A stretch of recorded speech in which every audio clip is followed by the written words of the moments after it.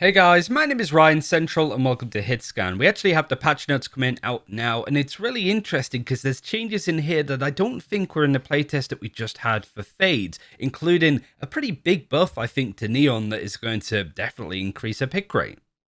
As of the time of recording, the patch notes aren't out, so we'll go over that in a short second, but what we do have is the Korean video going over some of the changes. The first part of it is talking about Fade. We have a video going over all of her abilities and how they interact. This is what we want to focus on. We can breeze through this first bit pretty quickly. We know about the jet change at this point. You have this dash window now instead of using the ability straight away. You have 12 seconds to activate the dash after you enable this ability, if that makes sense.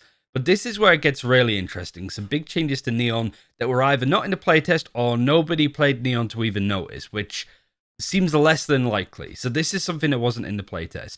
The main one is if you get a kill, instead of getting 25 charge, 25 units of sprint, you actually get your full sprint duration back. You could be on one health or one unit, I suppose, of sprint, and if you get a kill, you back up to 100. There is a bit of a downside to this, as you'll see. The sprint duration is a lot faster. You can see on the right how quickly that's going down in comparison to before. So it's a bit of give and take. But another interesting thing as well is we know that we can sprint forwards, but now you can sprint to the side now. That is an active thing that's being added. This is something that we did know about, where the wall no longer does damage to not only your teammates, but to the enemy as well. So this is just now effectively a smoke, so it's not going to be as irritating or annoying to use.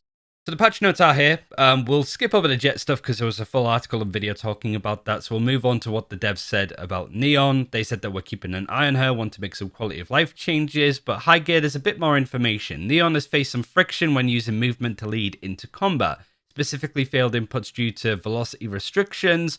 These changes should help. Slide cannot be cast during an equip delay. The velocity restriction has been removed. Neon can now slide sideways and forwards, which I showed from the gameplay, and the energy drain is a lot faster at 10 units per second. So yeah, you can sprint for 10 seconds instead of before, where I think it was 15 off the top of my head. Doing up this quick maths seems about right. So it's not a huge reduction, especially that you should be sprinting a lot more with these changes and also the battery reset. And for fast lane, this change is intended to push fast lane into a more attractive option for Neon, instead of worried about killing your teammates basically. Or for an ally by preventing the disruptive portion, doing incidental damage, and adding more safety. Now we go over to Sova. We have some numbers here that we can have a bit of a breakdown overall when it comes to the duration. I think is the first one, from 10 seconds to 7 seconds. The health of the Aldron has gone down from 125 to 100, which is something either people didn't notice or again wasn't in the playtest. And something else that we went for is just you only see 2 pings now of the ability instead of 3. Shock Dart's also had some of its damage reduced. Instead of 80 right in the center, it's 75. But there is a more safe drop-off zone, I suppose. It's awkward if you're playing for these Shock Dart lineups. Like if you average Jonas, you're going to have a lot of problems there.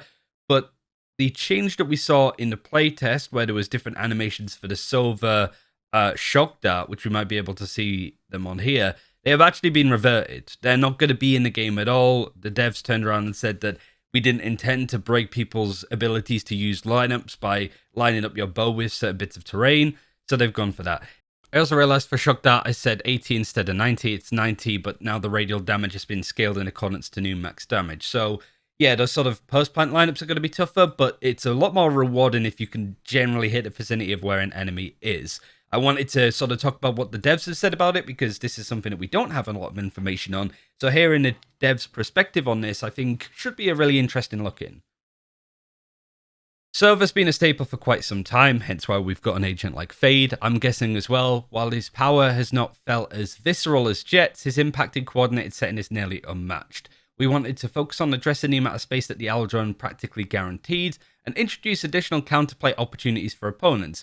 A reduced drone duration means Sova has to incur more risk in his position to clear some of these deeper angles, and the adjustment to ping reveal, which the duration of how long you're pinged for, gives opponents more opportunity to mix up their repositioning without feeling forced to completely exit the area. This is also pretty important when you look at the ultimate as well, where you want to tag an enemy, use the first ping to see where they are, use the ultimate then, and you've got 2 more pings to see roughly where they move. Now you're not going to see as many kills, I don't think, with the ultimate after tagging an enemy with the Eldron. So Hunter's Fury's impact is going to go down a little bit. Shrugged Out is also taking a hit as we continue to sharpen damage outputs on non-ultimate abilities so that they kill less frequently, which, yeah, I think some of the potency taken out Sova is pretty good. But there are other changes in here that we'll focus on. The other quality of life thing in here is when you use ultimates, you get to see how much ammo you have for Bladestorm, Showstopper, Hunter's Fury, all at a glance. Good for spectating the pro scene as well, I'd say. But this is really cool. They've actually changed some stuff when it comes to 5-stack Qs, where reduced ranked rate and gain loss penalty has been changed. If you queue with somebody that's like in Immortal or Radiant and you're in like Gold, Platinum level, you have a massive reduction in how much ranked rating you're getting. This has been alleviated a little bit. So there's no ranked rating penalty if within normal grouping. So that's within 2 ranks of you, I believe it is. 25% ranked rating for all players if any players are outside that 2 rank rating.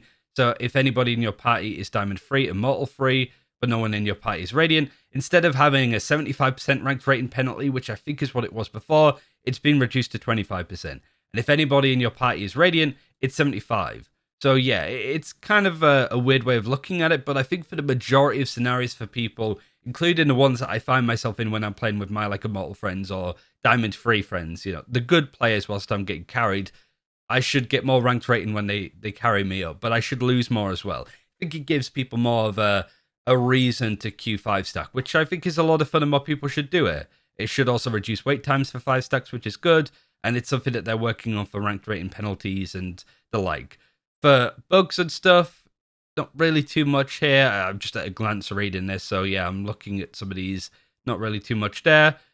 And yeah, the other thing I suppose to mention as well is that Fade's going to be coming out, should be in a few hours' time for NA, and in about 6 months for European. So yeah, we have to wait a little bit longer. You've got all of the new stuff with RGX and the like, so yeah, it's a cool patch. Fade's going to be a lot of fun. Hope you enjoyed the 151 questions answered on her. Took a lot of work, so I'd appreciate you going to give it a look in. It's really interesting. Let's leave it for now. Thanks for watching. Take care. We'll see you then.